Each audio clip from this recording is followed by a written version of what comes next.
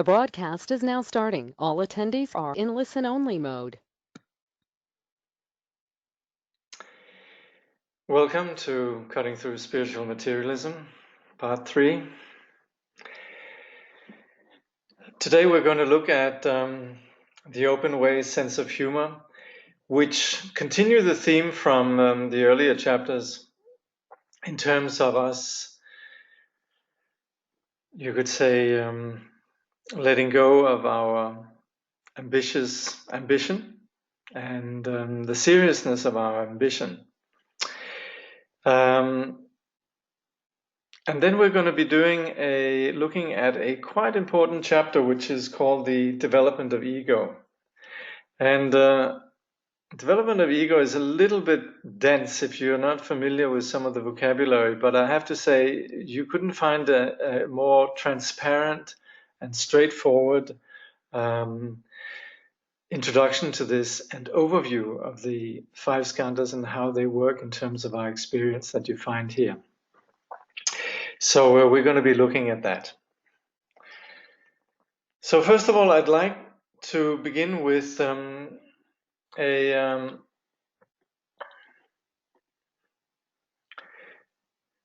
something that we actually find in the Sadhana Mahamudra that I was from where we had a verse last time and also the time before that. And it's known as the four dharmas of Gambopa. And really with the cutting through spiritual materialism, we are going pretty much through, right now there's a certain emphasis on bringing our awareness around to becoming, you could say, straightforward and establishing a straightforward, direct relationship with our mind. And then it will go on to present the Buddhist path, but it really actually takes us through the entire path. And as such, the four dharmas of Gambopa is really a very valuable aspiration. It's one that comes from the Kagyu tradition, obviously from Milarepa's great student Gambopa, from the teacher of the first Karmapa, and it runs: grant your blessings so that my mind may be one with the Dharma. Grant your blessings so that Dharma may progress along the path. Grant your blessings so that the path may clarify confusion. Grant your blessings so that confusion may dawn as wisdom. So in here we have an aspiration. We can address this aspiration to the Buddha, to the teacher, to the principle of the three jewels, however we like. But it does entail really engaging from the very foundation of the path right to the highest ambition of the path. So this is a very valuable and beautiful aspiration. It's known as the four dharmas of Gambopa. So the open way. So in realizing that we need to give up self-deception, we also would not want to fall into this wanting to play it safe. What we are wanting to do is be aware of what we are, what we contain, and what is our motivation. We present that without hiding anything or playing games. We present that to our spiritual friend. And that kind of opening might create this experience of some degree of meeting of minds.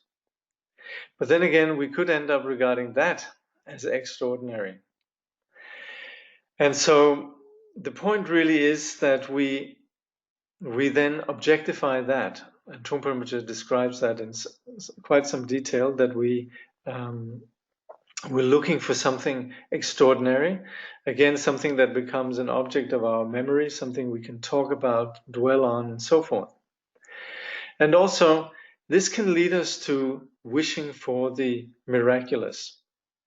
So we think that if we could encounter the miraculous, this could reassure us the validity of what we're doing, our path, and so on. So I forgot to read the bullets. We need to give up self-deception without trying to do, quote, the right thing. We might have a meeting of minds, but then we might regard that as extraordinary. We might need to feel we are right, to have something to hang on to. And so we might want to experience the miraculous to validate ourselves. There's the possibility that we could move toward a more open way, and we will still wonder how to genuinely do it. Again, I would almost say, delicious description of the neurosis that goes into the student attempting to do the right thing, consulting with the teacher. Teacher is just fine with whatever, and the student getting more and more worked up about it.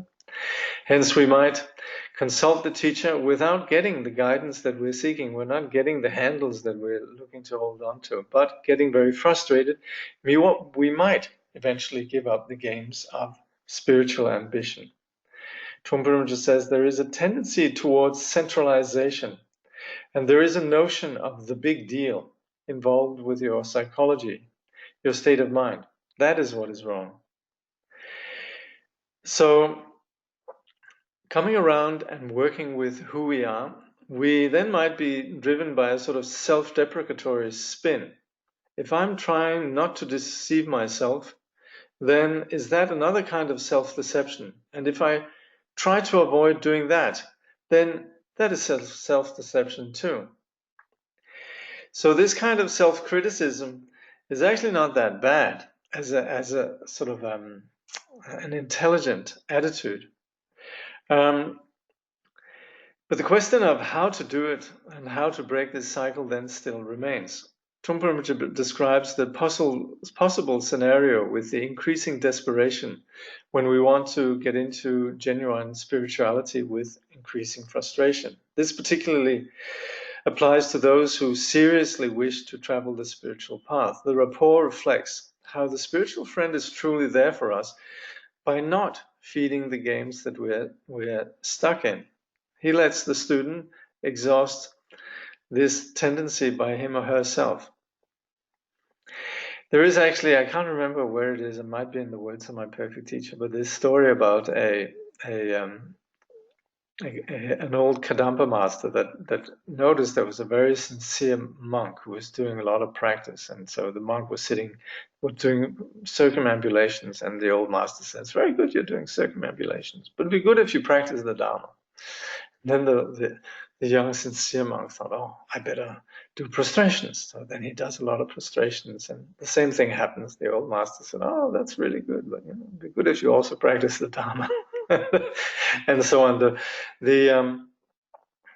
The monk then tries a number of things, mandala offerings, and does all sorts of things until he gets the point. It's about motivation. It's about what is really behind, and this kind of has not so much to do with playing the games about doing something external. It's about really looking at who we are and dealing with who we are.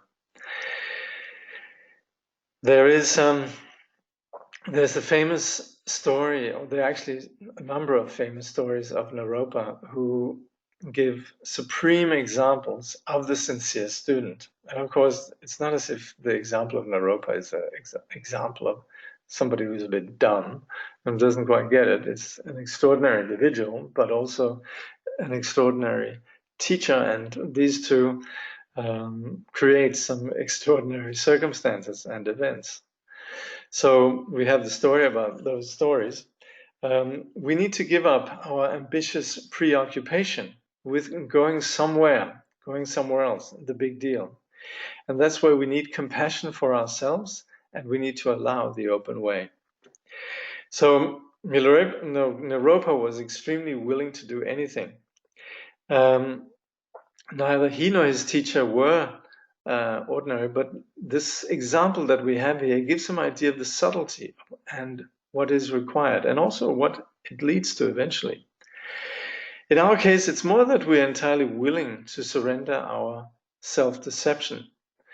And what we're doing is, by giving up that self-deception, is putting down a burden that we're unnecessarily carrying. And it's the place where sincerity is then, ambition is replaced by an actual dealing with what needs to be done and listening to the teacher, and also having some compassion towards ourselves.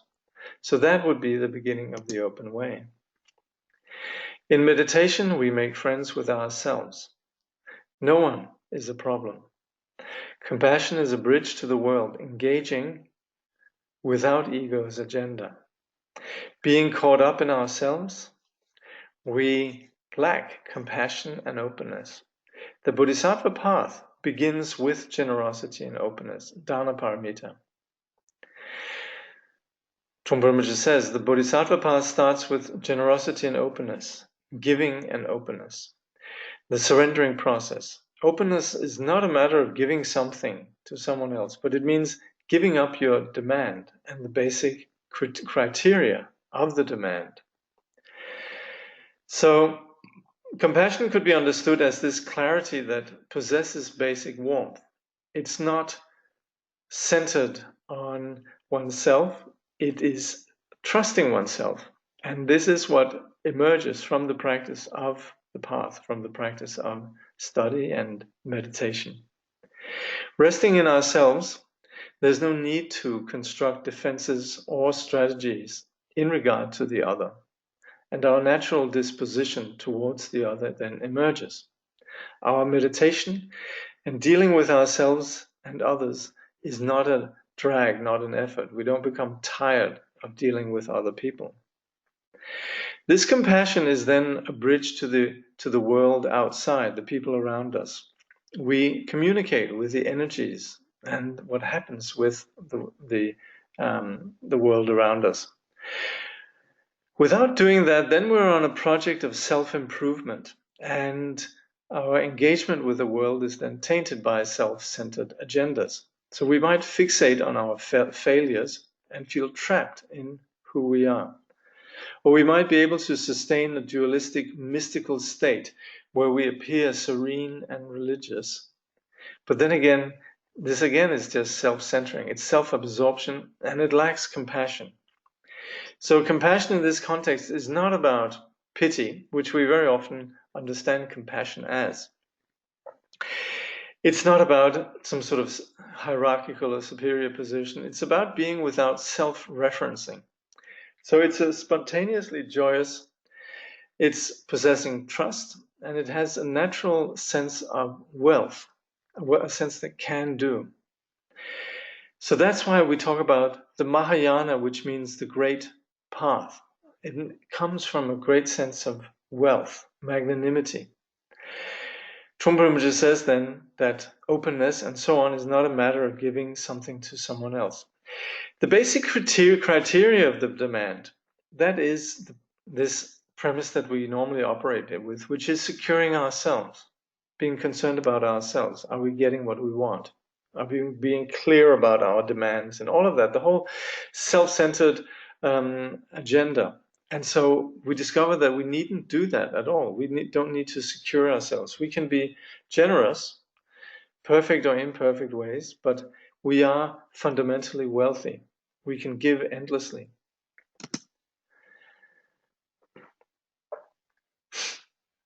The 6 paramitas naturally manifest from egolessness and openness. The open way is to abandon the struggle of ego. Real openness and love needs to be non-exclusive, not dark pitted against light. The Bodhisattva's love is choiceless, like the moon's reflection in water. The action of the Bodhisattva is like the moon shining on 100 bowls of water, so that there are 100 moons, one in each bowl.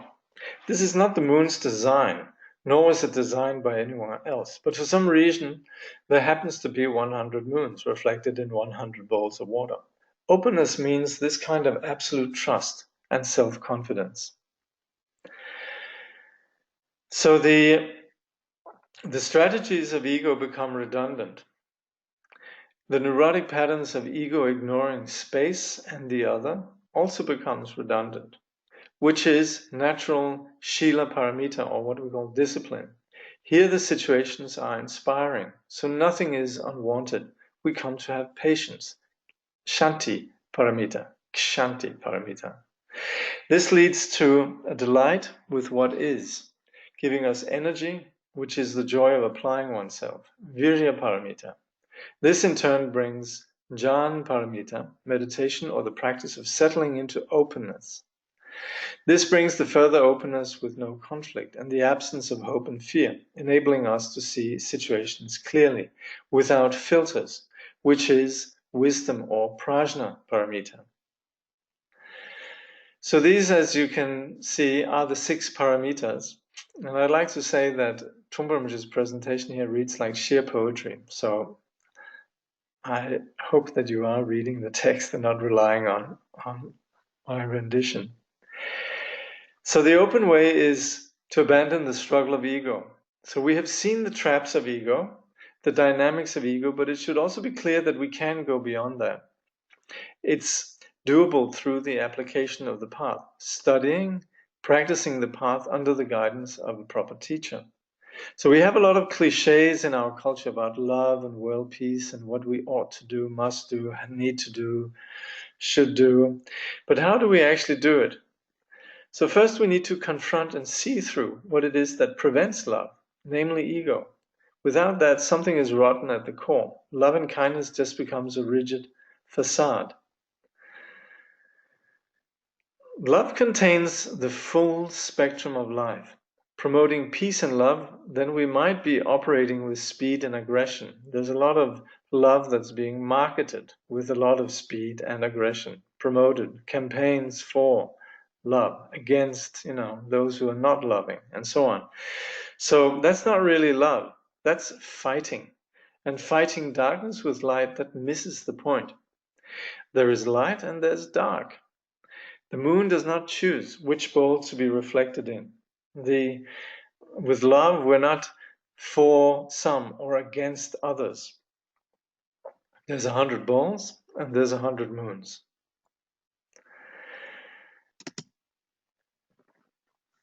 Trungpa says, this is the open way, the Bodhisattva path.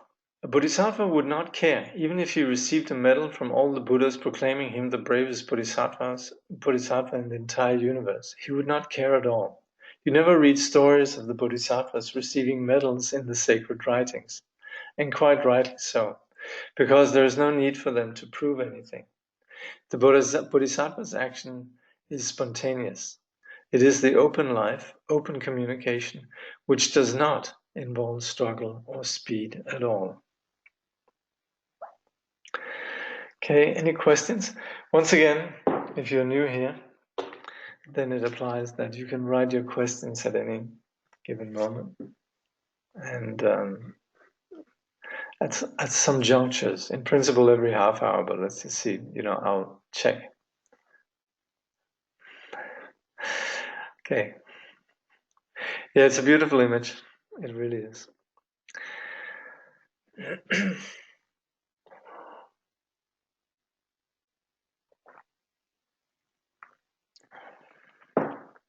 Okay. Sense of humor. And this image we have here is called the coil of joy, Gankil. And you see this a lot in tantric art.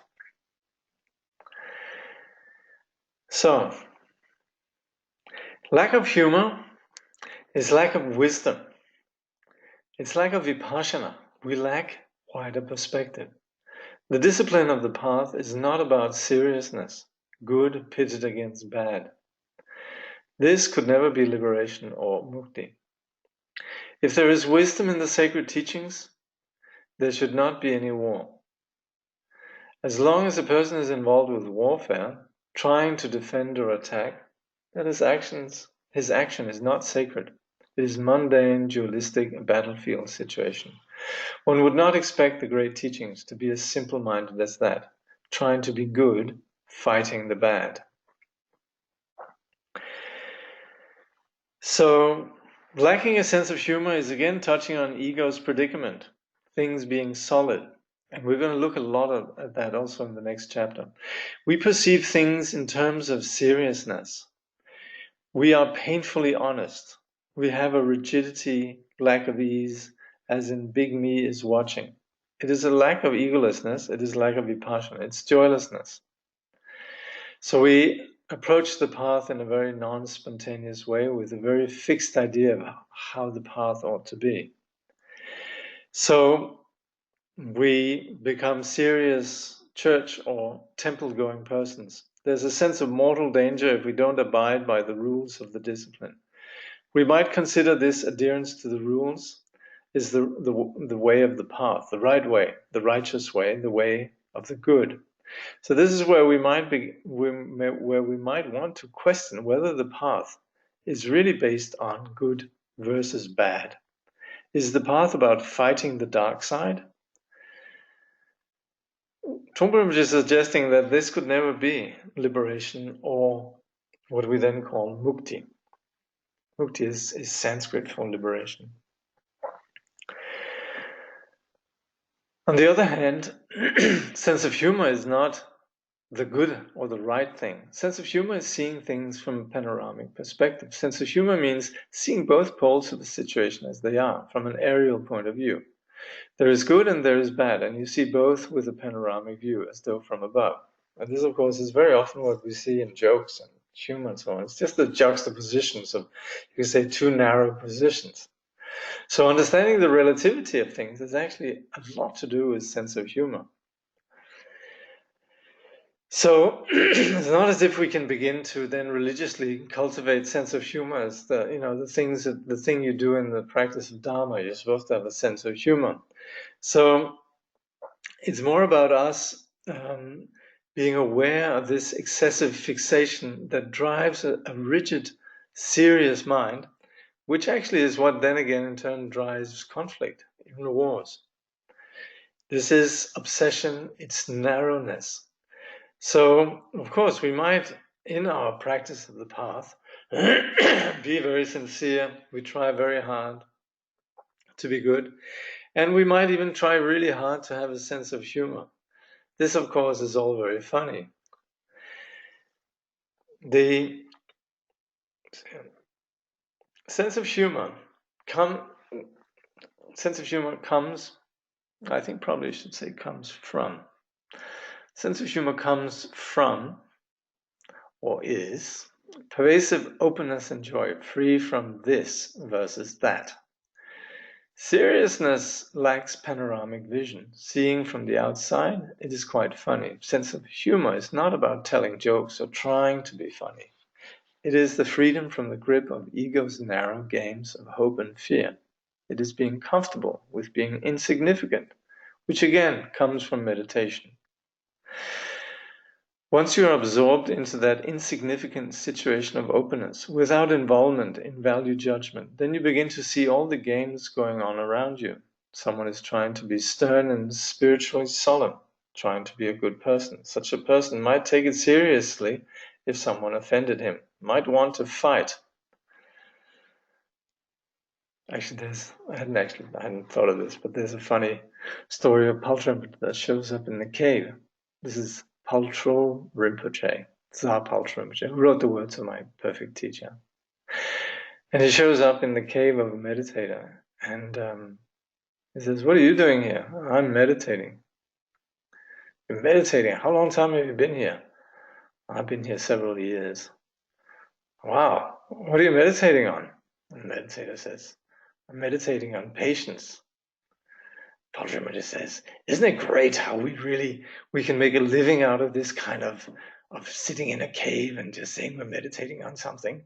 Then the meditator got really angry. He says, "What are you talking about? I'm doing a really good job here meditating on patience. Get out." So Paltram says, what happened to your patience? So the sense of humor comes from the natural all-pervading joy of openness that is not involved in the neurotic strategies of ego. And by the way, I would also say Paltram also, I think, had a good sense of humor about himself. He wasn't always sort of annoying persons like that, but He was also very compassionate, and I think that's where he's coming from. But the point here is that this this this openness, it's not about this versus that. If we study the middle way, we actually find out that these constructions, this is what constitutes duality. This is there's a famously, this is what Nagarjuna says. Once we have this, we have that, and that's already showing dependent arising, and it's showing emptiness, showing that nothing possesses any innate, inherent, solid identity. So relinquishing that, feeling the ground, seeing the bigger picture, the panoramic vision, then we're eliminating this self-conscious solemnity. We might, of course, try to sit 100% perfectly when we're meditating. And that's quite funny. It's quite funny having such a serious practitioner. And in fact, when we become sufficiently rigid in our seriousness, others might make fun of us, and we can see the humor. This happens to myself a lot. So of the humorous perspective, it might just dawn on us. And Trungpa talks about this black-faced one of Langru, the meditator, and he tells his story about the turquoise that he had on the shrine and the mice that sort of gathered together to make off with it. So we don't have to purposely construct a sense of humor or trying to be funny. It's more about seeing the irony, how we get tangled in narrowness, the juxtaposition between these perspectives. So a sense of humor can mean that we're happy with being groundless. It's that we don't have to have some identity that's associated with one particular position. We're happy to be insignificant, not taking any sides either way. And this wider perspective then comes from training ourselves in letting go of these fixations, which is exactly what we do in meditation, the training in openness. So we understand the relativity of things, and also we understand how certain things are true for some persons and not true for others. I'm always thinking of the juxtaposition between the perception of burping in some cultures, where it seemed like a wonderful thing. It's an expression of having had a good meal and really enjoying it. But then again, that person put into, let's say, a dinner at some, I don't know, Buckingham Palace, the humor of that, right? There he would be in Buckingham Palace and causing a ruckus. And similarly, somebody sort of subscribing to that sort of Victorian ethos plonked down into a tent among, how do you say, dining Moroccans, sitting there very properly, might also equally spark some consternation. So sort of seeing there's right and wrong. It's just we need to see the relativity of it all.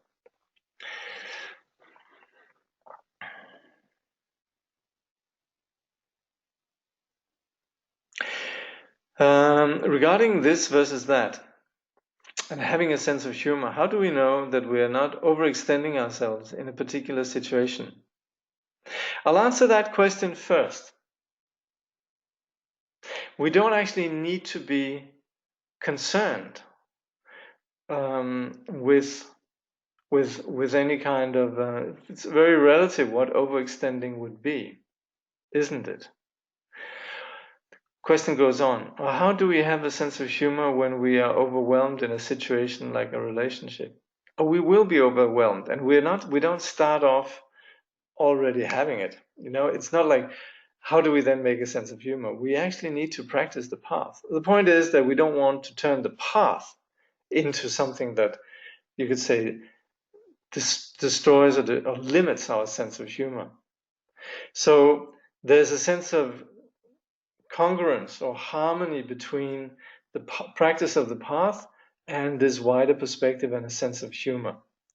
So I'm afraid the question of how do we have a sense of humor, that is actually to practice the path. Not in the sense of a religious thing, but more in the sense of practicing the path as the practice of openness. So it is something where we continually come back to a principle of openness. But that's where we will find it very helpful to spend time studying the Dharma and practicing meditation. Of course, if we can just have that openness and have the sense of humor, regardless, but if we are looking at overwhelm, then clearly there's need for some proactive measures in terms of practicing. How to differentiate between self-consciousness and mindfulness, because both seem to involve watching one's mind. Yes, very good question. Self-consciousness, however, is being concerned from the point of view of me, whereas mindfulness is not at all concerned about me, but is just coming back to a reference point, like the breath, something which is outside of me. So in mindfulness, we lose the sense of my importance, and that's where we dissolve self-referencing. So mindfulness is not just being aware of the thoughts in terms of what are they doing to me, but is more being aware of thoughts without particularly concern about what they're doing to me. It's just being aware of them. And that's where we can't really practice mindfulness without meditation. We need to have that place where we come back to an object of mindfulness that basically takes us out of ourselves. Yeah. But that's a very valuable point, especially because very often, we're told, oh, watch your mind, watch your thoughts. Well, that means don't get caught by them. It doesn't mean to sit and be, you could say, fixate on them. It's difference like day and night. Humor. I remember as a young woman, I was once highly amused and expressed my sense of humor quite openly. Unfortunately, the other person became angrier and angrier because I was so light about the situation. Yes, that happens. Of course, then we also have to not be too, we have to also be sensitive to the other person. But yes, there has to probably be some awareness. That's where I guess we have to be careful and compassionate. Anyway, this happens. A bit like with Paltrambajan. Okay. So now we come to the development of ego. And this is significant because this is kind of getting down to the crux of how does this thing about me come about? The drama of me, how does that originate?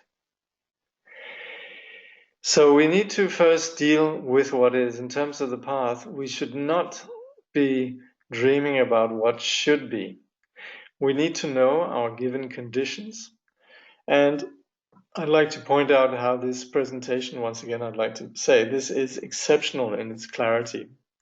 To properly understand this subject that we're talking about might require some meditation.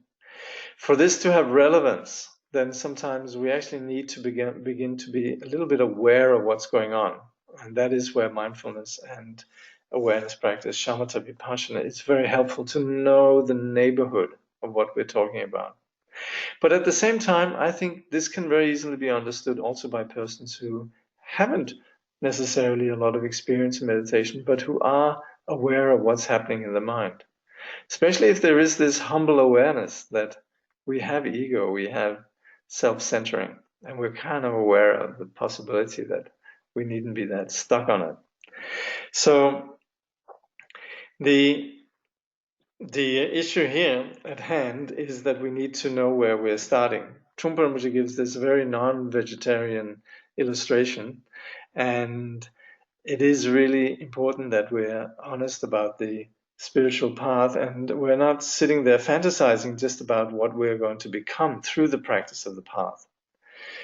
So it's not as if we have become necessarily, we've fallen from grace. Of course, we talk about how this develops from a live vijnana, and sometimes we also talk about, how falling from grace and so on. But we're not really, in the Buddhist context, it's very important, we're not really condemning this present situation, because we actually would say that our ground is intrinsically pure. So we have a condition of an ego, admittedly a confused condition, but it's not intrinsically solidly there. This is what we're going to look at. So what we want to do is somehow identify the genealogy, how this is taking place, but it shouldn't lead us to think that now we're stuck with that. So the teaching on the 5 skandhas, it is basic to all of Buddhism, but again, this presentation here is exceptionally clear. It's very much because it operates with intuitive, it gives examples, and because it paints pictures that could enable us to understand it. Very often in classical text, it's just sort of like put there as a logic or like elements of an equation. So we need to recollect that and remember when we're talking about the ego is a delusion. So we're not talking about something that happened a long time ago. It's basic to every experience in every moment. So this requires that we have some introspection, that we actually know what's going on in our mind. So when we have that, then this is very, very helpful. This is telling us really what we're doing with the path. So we have what makes up the ego. Now, when we talk about the skandhas, then we start here with the skandha of form. So ignoring space, we solidify it with tendencies that we call the 5 skandhas. But notice the word tendencies. This is so important. So that we're not stuck, but it's more that we have different conditions together that all together, yes, they create the ego and the foundation of ego, but it's more tendencies, and all of this can be interrupted. Perceiving a subject and object as self and other is the first skandha, form. Also known as ignorance form, this first skandha has 3 stages. The birth of ignorance, which is a blackout, where we conceive then of self and other. The ignorance born within, then there's the discomfort or pain of an individual self, self-observing ignorance, a self standing in relation to the other. The construction of self and other is ignorance form, the first skandha. So our ground condition is pure open space, inside, outside. And in this place, all that appears is seen freshly uncontaminated. This is the nature of reality without our filter. But in that, we somehow, there's a place where we panic, we're uncomfortable, and we want to begin to solidify our perceptions, pigeonhole them. This is not something solid, but it is how ego then begins to develop. So it's a collection of tendencies. So these 5 skandhas is then what we have as what constitutes ego. Now, space is naturally endowed with intelligence, sharpness, and clarity. So how come we lost it? So Trungpa says it's as if we were dancing, and at one point we begin to think in terms of I am dancing, or I am having such a good time. And that's where there's a sense of I. And then the space is perceived as the other. And that is where we begin to have this solidification form. The history of this is threefold. We have a blackout, and that's the ground ignorance. So this ignorance is not particularly dumb in any way, but it's just that it operates with its dual, with this polarity, the tension between self and what I'm encountering in terms of the other. So this first skandha of ignorance form is the place where we conceive our individuality, and it's Trungpa gives this example of a grain of sand in a vast open land that suddenly sticks its neck out and looks around in terms of then the dualistic perspective of self and other. So then we have the ignorance born within, and that's the aggression that comes with this awkward alienation, this sense of self. And sometimes thinks that it could be associated with just the discomfort of being, like we talk about it in existential angst or Weltschmerz and these kind of things where there's a basic discomfort. And it is that ground of securing oneself. That's the second one. The third aspect is then self-observing ignorance, which is a self-conscious experience of struggle then in relation to others. That's more manifest, and it leads then to the solidification of our world. And that's where we have the delusional projection then of self and other. So all of this, however, is founded on ignorance. It hasn't actually really taken place, but it's perceived as, and it then leads to us not really looking, but rather just being caught up. We fail to just let be.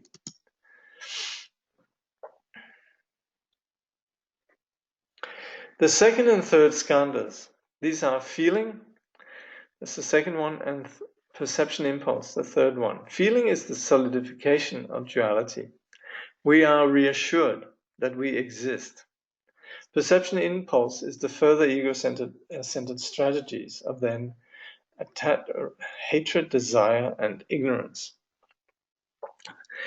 So in Buddhist lingo, we sometimes refer to hatred as anger or aversion, desire sometimes as attachment. Generally, we stick with ignorance all the way along. So, as far as the second one goes, this is where we then consolidate this space as other and something solid that we can feel. And in doing so, we are actually no longer really experiencing reality's energy and color. We begin to just have like a pale, solidified versions of our reality. And that's where then that also feeds this sense of me. It's a bit like we say, there other exists, therefore I am. So we solidify the duality of this and that. Now, the solidification then brings fascination with our creation, and that's the third skandha, the perception impulse. So that's where we relate through reacting with these three modes of hatred, desire, and ignorance. Trungpa describes this as if we feel the situation and find it threatening, then we push it away from us. If we find it seductive, then we draw it into us. If we find it neutral, we will be indifferent. Basically, we receive information about the object and then we react.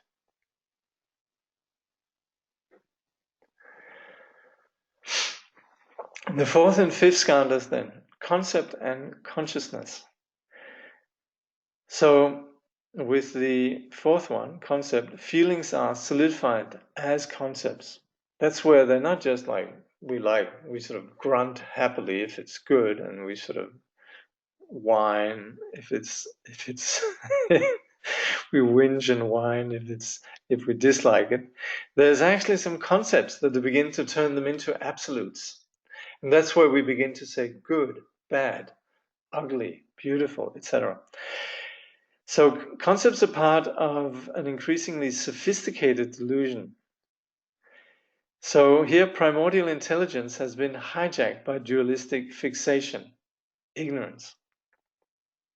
So that's the fourth skandha, concept. The fifth skandha of consciousness then creates the realms of samsara and thought. Now all of this is, and that's basically how we then, the whole beginning of the six realms begin and so on, samsara. And it's also there where we have the thoughts, the reflections and the moods and so on. So that's it. This is the get up or the makeup of the five skandhas. And this, when we're practicing the path, this is what we're dealing with. We can sum the whole path up with seeing through the delusion of self-centering. That means actually that we're diminishing ourselves, lacking wisdom, lacking love, and we don't even get anything out of it. We have a pale half-life, which is samsara. And that is what needs to be addressed through the path. So the whole path is addressing this issue. This is Trungpa says, this is the complete picture of ego. It is in this state that all of us have arrived at our study of Buddhist psychology and meditation. So with the practice of, or rather with the study of the path and basically mapping What are the conditions that are given? This is where we arrive at. This is where we need to have some clarity and recognition. So, just to reiterate a little bit, in the third skandha of feeling, we experience the world in terms of likes, dislikes, neutral. Now, so the fourth skandha then turns these into concepts. It's a more sophisticated way of labeling then phenomena: good, bad, ugly, beautiful. And at that point, our experience of ego becomes then less subject-oriented and more there's a sense of this is the objective reality. So the concepts, they serve to offer this very intelligent, articulate way of preserving ourselves. But still, of course, it's intelligence, but it's intelligence driven by ignorance. It's the filtered, insecure version, watered down or shadow version of intelligence. We can say that primordial intelligence is there, but it's been hijacked by dualistic fixation. It's been reduced by ignorance.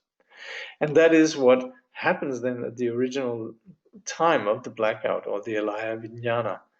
So what we have now is a clever intellect which is in the service of ego. The fifth and last stage of ego development is the bringing together everything in what is then a sense of me, the four previous skandhas, and then we have sort of summing up these skandhas, the basic confused premise of the alaya vijnana blackout, its functioning aspects in terms of self-centering, and its basic blackout and solidification of the first skandha, form. On the basis of that, then, the intuitive intelligence of the second feeling skandha is constructing the world in a particular way, basically deadening it or seeing it just in terms of this self-centered agenda. That's the feeling skandha. Now, the energy of our reaction is then the third perception impulse skandha. And then we have this kind of pseudo-intelligence of the fourth concept skandha. And this all adds up to this drama of me. And then you have the fifth skandha of the consciousness that is experiencing then the six realms of samsara, the various perceptions and the thinking mind that goes with that. So this samsaric mind is not greatly intelligent, and moreover, it's uncontrollable and it's irrational. And this is also where Tsongtse Khyentse Rinpoche, he will make his point about when people talk about worrying about robots taking over. He says we don't really need to worry about robots taking over or becoming sentient beings, because we only need to worry the moment that we have robots that are becoming neurotic or irrational. So our madness, as we have it, is actually indicative of our Buddha nature, which has then sort of been misapprehended and run amok.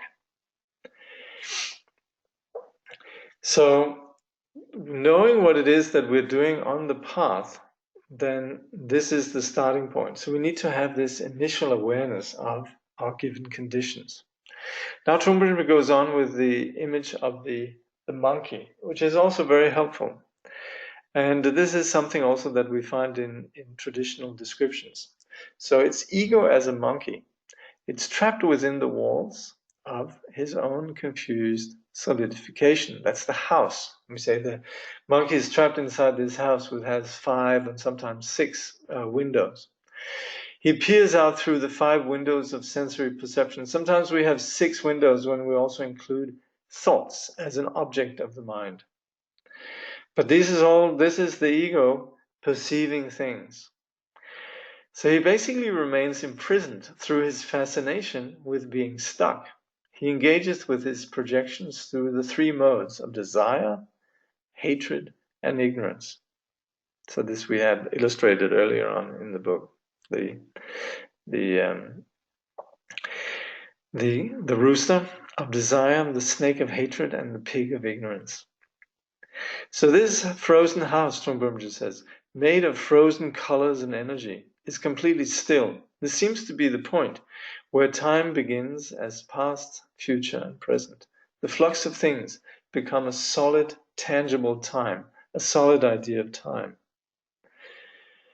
So the thing about the monkey is that the monkey is not even, like Trungpa says, he's not even necessarily in a house, but the thing is he's perceiving this beautiful jungle as a solidified walled-in space.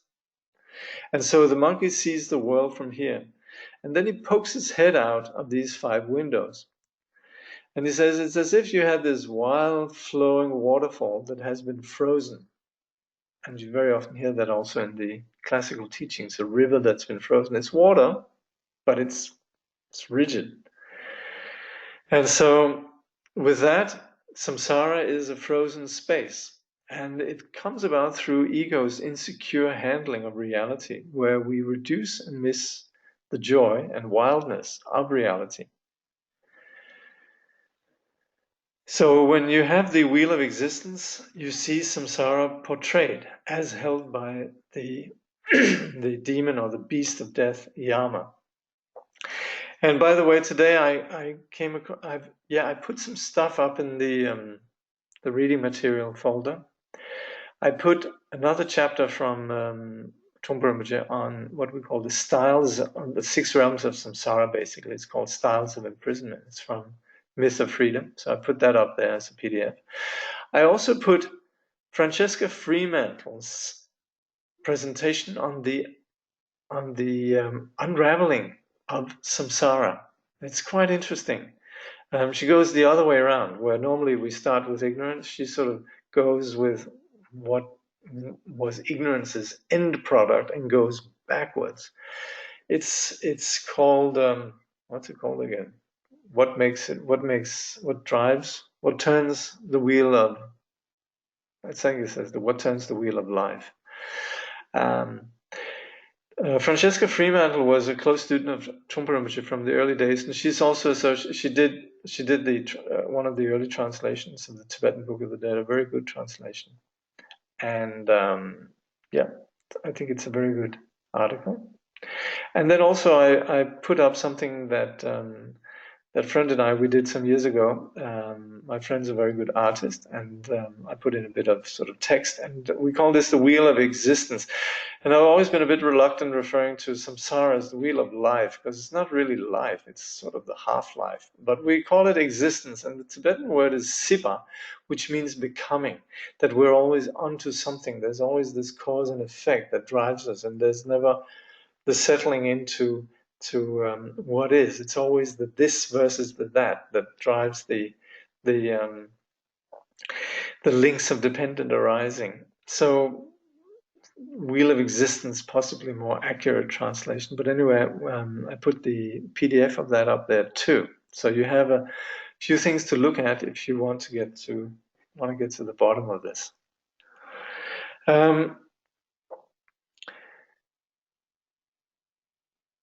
So on the basis then of the 5 skandhas, the monkey finds himself trapped. And again, Trungpa Rinpoche reiterates how these 5 skandhas play out in the perception of the house. He says, well, in there he describes then, okay, back to the bullets. Projections are shifting phenomena based on shifting conditions. This is important. They are empty of inherent existence. Things that are changing, they're conditioned. They don't have unchanging reality.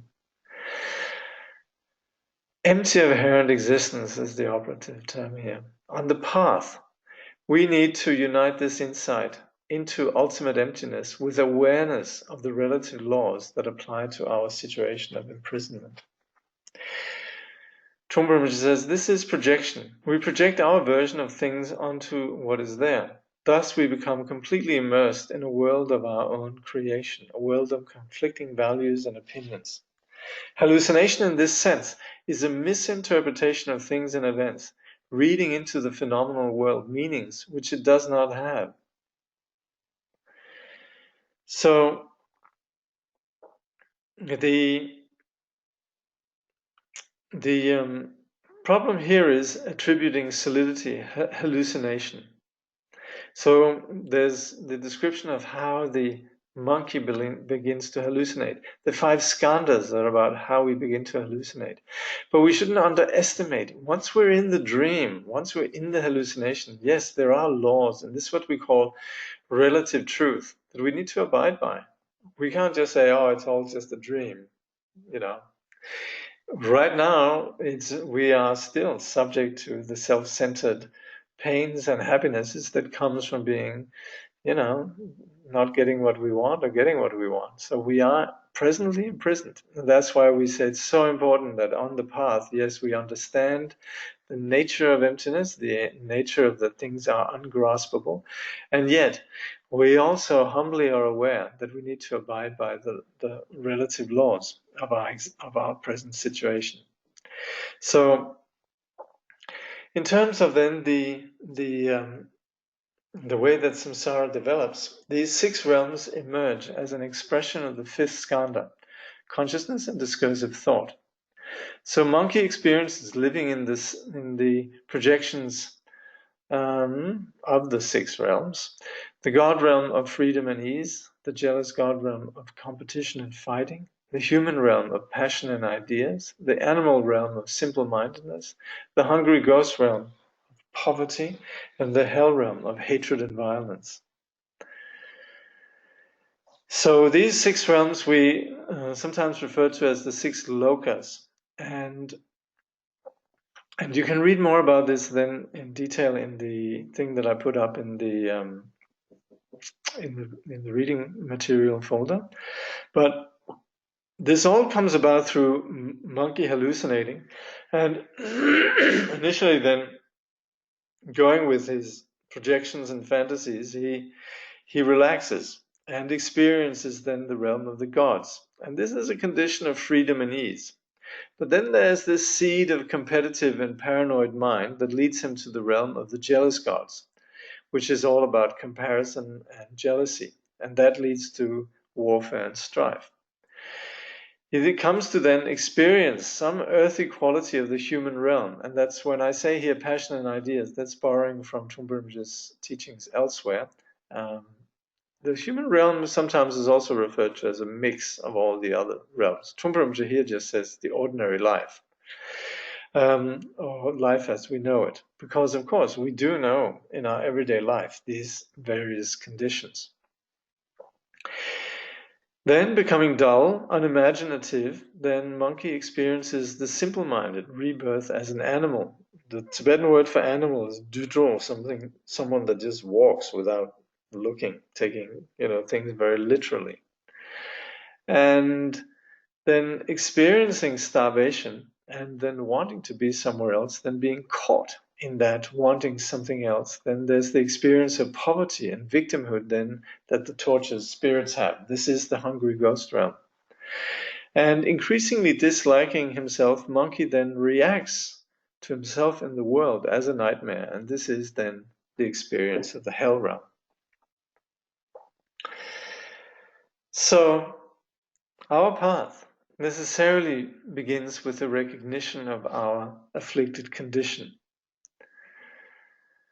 I think that it is very important to discuss the basis of the path, ego, our confusion, before we speak of liberation and freedom.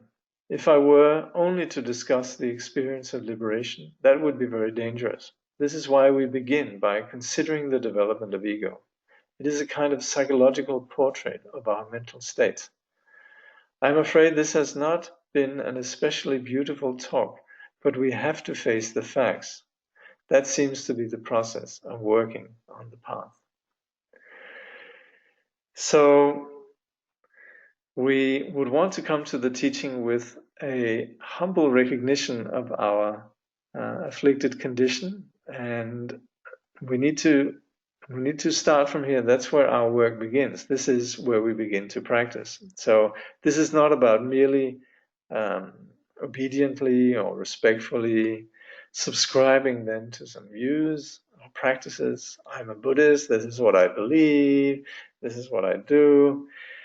Rather, what we're doing is seeing through the hoax of the skandhas, the collections of tendencies that drive ego, and then the creations then of this confused ego, which is samsara.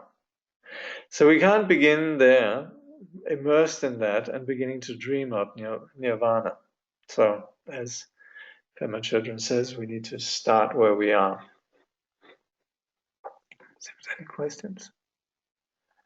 Are the five skandhas sometimes referred to as the five aggregates, or am I getting confused? No, that's right. Skandhas is just Sanskrit. So it means piles. In Tibetan it's pungpo, that literally just means pile. So heaps. Heaps, aggregations. But aggregations is such a good word because it implies this, that some things exist through coming together. It's removable.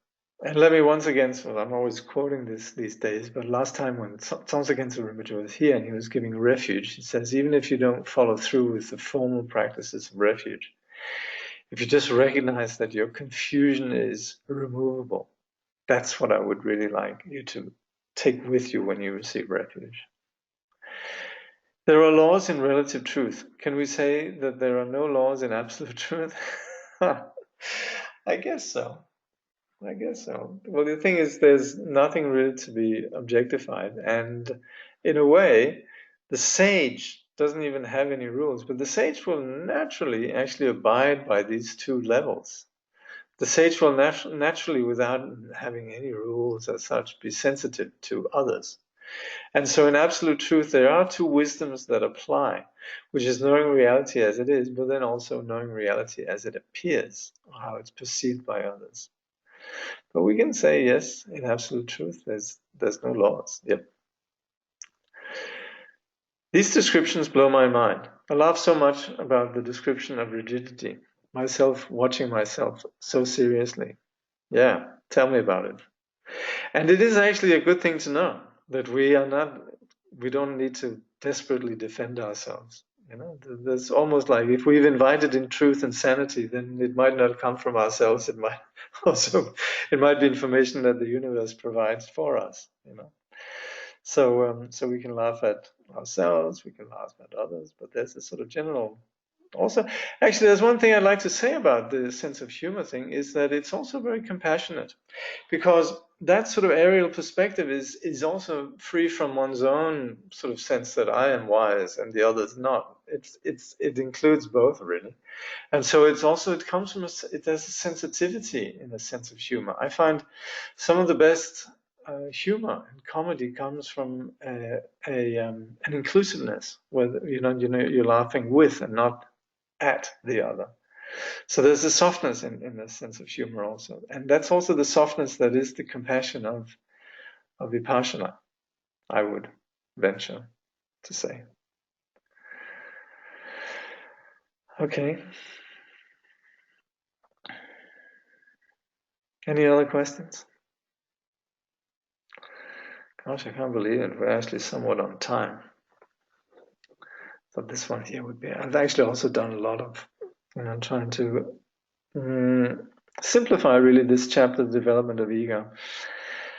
It's good to know. It has little bit sort of, tick, tick, tick, tick, a few things that we would want to be aware of.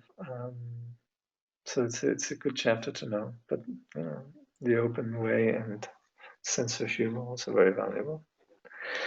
All right, next time, please read 2 chapters, the 6 realms and the 4 noble truths.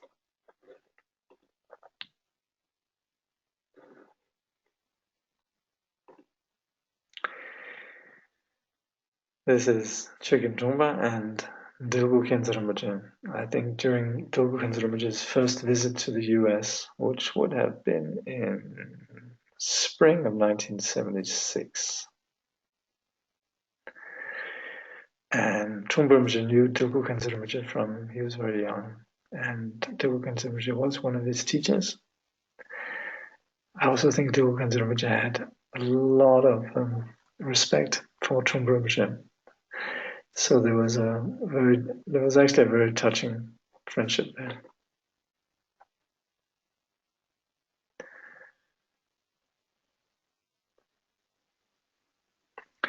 There's actually one more question that's slipped in here. In our modern society, a big trend is happening with taking ayahuasca and drinking cocoa, leading people into illusion. How do we help people move beyond this manifestation of ego, of thinking they can reach further? Well, I always used to think that, proportionate with people becoming high and having visions, insights, proportionate with that, when people have these visions or insights on the basis of drugs, there's a proportionate incapacity to apply it. And I think that's where we need to work with who we are rather than the chemical constructions.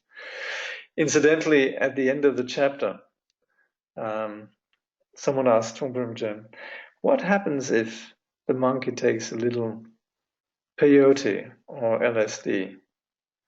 And Trungpa answers, he has already taken it. So, on that note,